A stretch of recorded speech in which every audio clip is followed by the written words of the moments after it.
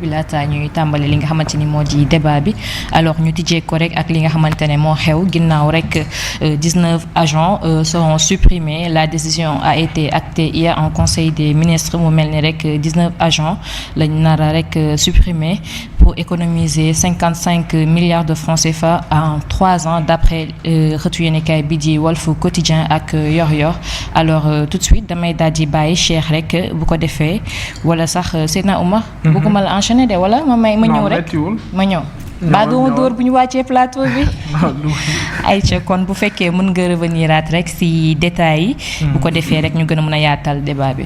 débat bi yàgg na fi le premier ministre Ousmane Sonko toog na fi mu ne lépp lu jëm ci li nga xam ne mooy agence yi ak yeneen yu nga xam ne ay secteur parapublic la ñu ci bëri ñoo bokk liggéey bi nga xam ne dañ koy def te ñoom jàppoon nañ ne ñi fi nekkoon dañ ko fi tegoon rek pour caser li nga xam ne mooy seen ay militants ba tax na il fallait que ñu rationaliser ko état du Sénégal mën ci amaat yeneen recettes yu nga xam ne dina ko dugal fenn. démb nag ci conseil des ministres bi lañ ñu xamal ne lu toll ci 19 entités dinañ ko supprimer suñ ko supprimer nag. naam dina jural li nga xam ne mooy Sénégal ak koom gi nag ñi ngi ko natt ñoom seen budget en 2025 rek toll na ci 28,51 milliards.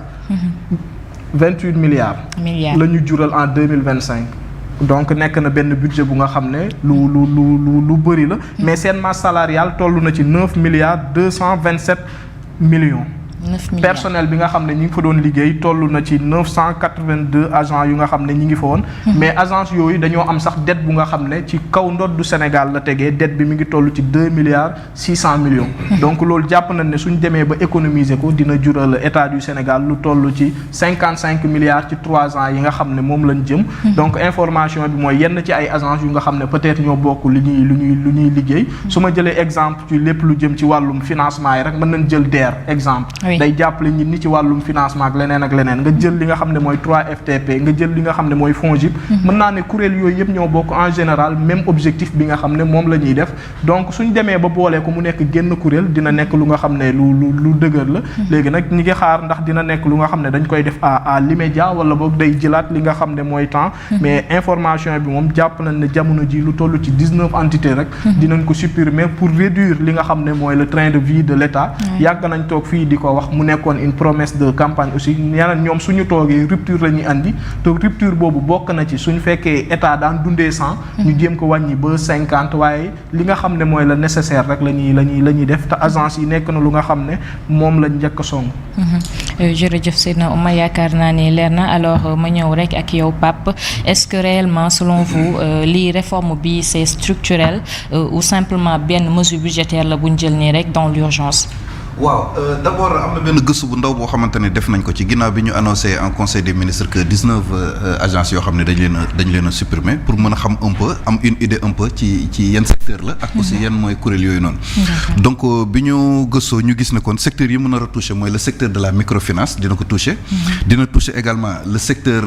diaspora mooy fonds yi ñu fi teg pour que ñuy financer waa diaspora. le secteur de l'énergie ne sera pas en reste. le secteur de la formation professionnelle également dinañ leen viser secteur de l'industrie bokk na ci secteur du tourisme bokk na ci secteur de l'emploi secteur de la construction ak secteur des mines également bokk na ci. alors parce que boo jëlee li nga xam ne moom mooy le secteur de la microfinance am na fi ñetti mbir fonds yoo xamante ne moom la ñu taxawal ñoom ñëpp di yëngu ci wàllum microfinance te ñooñu day jaadu ñu boole leen ñu doon benn mooy fonds d'impulsion de la microfinance ak fonds national de la microfinance ak fonds d'appui à l'économie sociale et solidaire ñett yooyu yëpp ci même yoo mbir la ñuy yëngu te ci wàllum microfinance la ñuy yëngatu. nga dem ci li nga xamante ni moom mooy côté diaspora bi am na fi lu ñu FAISE muy fonds bi nga xamante ni fonds d'appui ak investissement pour Sénégalais de l'extérieur ak également fonds du crédit femme diaspora puisque ñoom ñaar ñëpp ci wàllu yëngu boobu la ñuy yëngu day jaadu également ñu boole leen def leen benn. le secteur de l'énergie également dinañ ko toucher bu baax a baax parce que foofu tamit am na fa ay kuréel yoo xamante ni ñoom ñëpp ñoo bokk li ñuy def. mën nañ ci tudd par exemple li nga xam ne moom mooy agence nationale des énergies renouvelables mais à côté également am na agence pour l'économie et la maîtrise de l'énergie. nga jël également beneen secteur mooy le secteur de la formation professionnelle am na fa office national de la formation professionnelle mais en même temps également il y a le centre national de la qualification professionnelle boobu mooy le secteur de la formation professionnelle boo demee le secteur de l'industrie également bëri na fa ay kuréel yu bëri yoo xam ne dañ fay taxaw di def la même chose par exemple ADPME mi nga fa mais à côté ADPME am na aussi fonds d'appui à la promotion de la petite et moyenne industrie noonu naka noonu tamit ni mu ko amee ci industrie am na ko ci entreprise également mooy fonds bi nga xam ne moom mooy taxaw les petites et les moyennes entreprises donc loolu moom mooy le secteur de l'industrie bu dee ci wàllum tourisme SAPCO mi ngi fi mais en même temps ASPT mi ngi fi te ñoom ñëpp également ci promotion tourisme ci wàllu googu noonu ci la ñuy yëngatu alors donc yii mooy yi nga xamante ne moom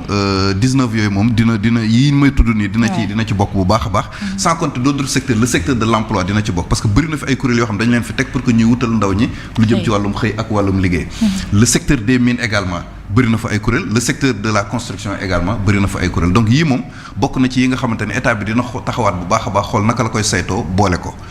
mais à côté am na man yeneen yu ma gis ne jaadu na également ñu xool naka lañ koy fusionner par exemple boo jëlee lu jëm ci wàllum gestion des infrastructures de l'État am na fi ñaari kuréel yoo xamante ne moom lañ fi teg mooy SOGEPA bi maître Abdoulaye Tine jiite ak SOGIP SA bi Dambo jiite te ñoom ñaar ñëpp ci wàllum gestion infrastructure état la ñuy yëngatu est-ce que dañuy continuer bàyyi leen noonu wala day jaadu ñu boole ko def ko benn on verra bien de toute façon kenn ku ci nekk am na nu ñu la limité également li nga xam moom mooy say compétence nga jëm ci lu wàllum recouvrement am na SNR muy société nationale recouvrement mais noonu la amee également office national de recouvrement des avoirs criminels muy ONRAC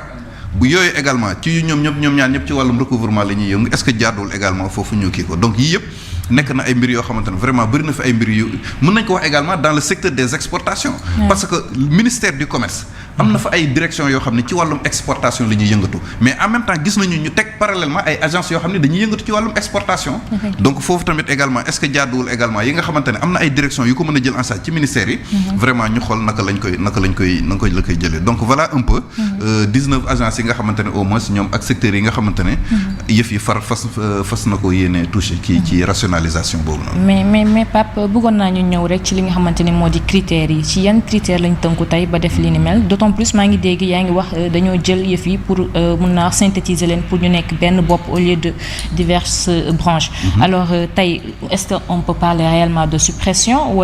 wala nan lay demee daal waaw am na ci yoo xamante ni moom suppression dina am na ci yoo xam ne dañ leen fiy éliminer carrément am na yoo xam ne dañ leen di fusionner nag def ko benn daal di koy wutal tur bu bees d'accord waaw man yi ma jàpp ni ANAMO moom laa xam ne moom man njortu naa ni dina bokk ci ñuy supprimer parmi tant d'autres am na yoo xam ne dañ leen di supprimer purement et simplement réelen de la carte dootuñu exister ti tandis que am na ci yoo xamante ne nag comme puisque ay mbir yu bëri la yoo xam ne dañ leen di kii mën nañ leen boole ñu nekk benn ñu daal di leen wutal tur bu bees boo xamante ne moom lañ leen tuddee maintenant li ci gën a dal xel mooy Seydina Omar bi nga koy fàttali plus de 900 agents yoo xam ne ñoom la impliqué woon ñooñu également nekkul ne dañ leen di dàq ak dañ leen di bàyyi noonu rek ñu dem chômage dina effectivement gouvernement bi annoncé na voilà reclassement dina am accompagnement pour que ñu xool naka lañ leen di reverser dans d'autres secteurs de la fonction publique donc côté ba loolu tamit lu am solo la loo xamante ne également parce que lu jege 1000 pères de famille nga bëgg leen a kii noonu rek bu ñu la ko naroon def moom day nekk lu yéeme loo xam ne vraiment benn précarité boo xam ne la leen di exposer boo xamante ni c'est pas du tout souhaitable. Alors et pour économiser li ñuy wax 55 milliards est-ce que c'est vraiment réalisable aussi. waaw man jàpp naa ne loolu lu mën a nekk la parce que en réalité boo xoolee nguur yi fi jotoon a jaar yëpp jotoon nañ koo def léegi nag leçon bi ñu ci war a téer wala taxawaay bi ñu ci war a am mooy ñu bañ a def comme Macky Sall parce que boo xoolee Macky Sall bu mu fi ñëwee en 2012 il avait supprimé 59 structures te biir structures yooyu amoon na fi ay agence amoon na fi ay direction amoon na fi ay office amoon na fi yeneen ak leneen mais yi mu supprimé woon bañ demee ba ci biir da ko réactualiser waat da koo indiwaat loolu moo ci xaw a doy waat donc loolu tamit jàpp naa ne loolu mbir la boo xamante ne waroon nañ ko mën nañ ko éviter Abdoulaye Wade également ba mu ñëwee tegoon na fi kuréel yu bëri yoo xam ne Macky bi mu ñëwee da ko supprimer par exemple su nguuru Abdoulaye Wade Sénégal parlement la amoon dafa amoon assemblée nationale am Sénat mais Macky bi mu ñëwee dafa supprimer Sénat bi parce que loolooy parlement affaire xam nga parfois ak da ngay dégg sax ñu assemblée nationale ñu naan ko parlement mais quand on parle parlement bu ñu koy wax 2 chambres réunies moo tax ñuy wax assemblée nationale ak Sénat réew mu amul assemblée nationale amoo Sénat nag on ne peut pas parler de parlement donc actuellement Sénégal amul parlement assemblée nationale moo fi am. D'accord. ak yeneen yoo xam ne gis nga ñii tamit bi ñu ñëwee am na yoo xam ne déjà jëlee nañ leen fi supprimer nañ leen donc yooyu yëpp également nekk na yoo xamante ne mënees na ko jàpp dans le cadre d'espèce. alors léegi bu ñu demee ci li nga xamante ni moo jëm ci suppression bi est-ce que itam du andi ay ralentissement ci li nga xamante ne que ni moo nekk di seen liggéey bu ñuy doxal. waaw parce que man jàpp naa ni déjà mesure bii nii. nekkul ne benn direction dafa am benn groupe de travail boo xamante ne moom lañ fi taxawaloon pour que mu def liggéey bi. te ça fait plus d'1 an. ñi ngi nekk ci liggéey bi da ko def parce que fàttaliku leen 2024. Ousmane Sonko demoon na assemblée nationale jotoon naa junj lu mel noonu ba joxoon na sax une date butoir je crois que juin 2025 la waxoon xaw ma. yaakaar naa juin 2025. waaw boobu waaw après déggoon nga sax ñenn ñi naan waaw ñoo ko fi diggoon lan lañ ci xaar lan mais boobu groupe de travail bi pare gu ñu woon seen liggéey il fallait que ñu pare seen liggéey def ay propositions état xool yan proposition lay appliquer par rapport ak loolee nga xamante ni moom mooy yëf yi. maintenant mise en œuvre bi jàpp naa ne lu ñu xalaat la ba pare dañuy ñëw rek exécuter ko xool naka lañ koy mettre fusionner mettre ko en place redéploiement personnel bi ce sera nag li leer ba leer mooy dañ koy échelonner day nekk loo xam ne dañ koy échelonner dans le temps mais dëkk bi moom vraiment rationalisation moom soxla nañ ko trop vraiment d'autant plus comme ni ñu koy waxee rek projet la loo xamante ne que ne dañ koo diggoon ci avant laata ñu doon li leen doon jox réew mi Ababacar am nga question boo bëgg a laaj rek Pape ci li ni mel waaw donc contribution laa bëgg def par rapport ak li mu wax parce que bon peut-être loolu suñ ko defee dinañ mën a économiser comme li ñu ko wax 55 milliards waaye ni ñu sóor aussi comme moom ni mu ko waxee mooy njaboot yi fa doon liggéey donc loolu dafay am solo parce que bu fekkee ne ay nit yoo xam ne par exemple yàgg nañ ci benn structure di fa liggéeyee donc ñu fexe ba nga xam ne du am conséquences yooyu beneen bi si topp aussi tamit dama jàpp ne warul yem kese ci agence yi même fi nga xam ne mooy assemblée nationale est-ce que waruñu xoolaat la nga xam ne moom la ñu fay député yi ñu jéem a xool pour quelques années naka lañ koy wàññee yooyu yëpp ñu jël dugalaat ko ak feneen donc man loolu laa ci amoon du ma ci def contribution mu bañ a doon mbir moo xam ne rek aussi dañ koy def pour def ko ensuite damay daanele mooy mu doon loo xam ne sénégalais yi ba ñu wàññee ñu sentir ne lii vraiment yéex nañ ko def ñu bañ a wàññi aussi tamit gis na 55 milliards dugg na économiser nañ ko mais feeñul ci sénégalais yi donc lépp lu ñuy def dafa war a feeñ ci sénégalais yi aussi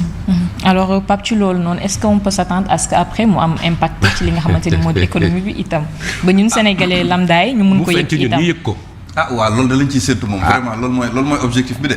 loolu moom mooy objectif bi moom parce que xam nga les politiques yenn politique publique yi nga xamante ne par exemple boo déggee ñu ne la fii sakkanal nañ fi nangam wala boog pétrole bi commencé nañ ci exploiter nangam xam nga chiffres yooyu ñuy joxe noonu en fait Sénégal bi li ko gën a intéressé mooy loolee nga xam ne moom la ñuy annoncé naka la koy ressentir. Tout à fait. moo tax parfois man bu ma bokkee plateau ñi nga xamante ne ñoom ñooy ñiy joxe chiffres yooyu noonu def nañ fi réalisation tel économisé nañ nangam milliard man dama koy laaj Sénégal yi fan lañ ko sentir. parce que secteur boo dem Sénégalais yi ñi ngi jàmbat bu baax a baax. wecc di gars yi nee nañu ni mu doon duggee bu njëkk ak léegi moom am na différence bu baax. kon na ko Sénégalais yi yëg. ko daan seeti booy ñibbi mu bokkal la jox la paas léegi moom da ngay kii mu yem ci buntu bi ne la waa kon saa waay ñu déggal. ba fan yi am na solo loolu alors Pape jërëjëf dañuy continuer rek li nga xamante ni moo di débat bi ñu ñëw rek